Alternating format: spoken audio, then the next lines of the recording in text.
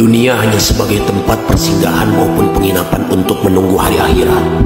Tak seorang pun mengetahui datangnya kematian. Kematian itu seperti alif lam mim, ayat pertama dalam surat Al-Baqarah, yang berarti hanya Allah yang tahu. Tidak memandang usia, pangkat, jabatan, sehat ataupun sakit. Kematian akan menjadi pemutus segala kenikmatan dan kebahagiaan yang dirasakan di dunia. Kehidupan di akhirat itu abadi, sementara tidak ada yang abadi di dunia ini.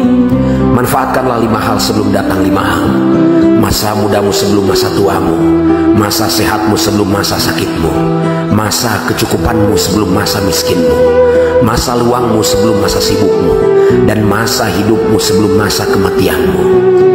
Jangan tertipu dengan usia muda, karena syarat mati itu tidak harus menjadi tua. Dan jangan terperdaya dengan tubuh yang sehat, karena syarat mati itu tidak mesti terlantar sakit. Silahkan kalian kerjakan urusan duniamu seakan-akan engkau akan hidup selamanya, dan laksanakanlah urusan akhiratmu seakan-akan kamu akan mati besok. Orang yang pintar itu adalah orang yang mampu mengendalikan dirinya dan bekerja untuk kehidupan setelah kematian.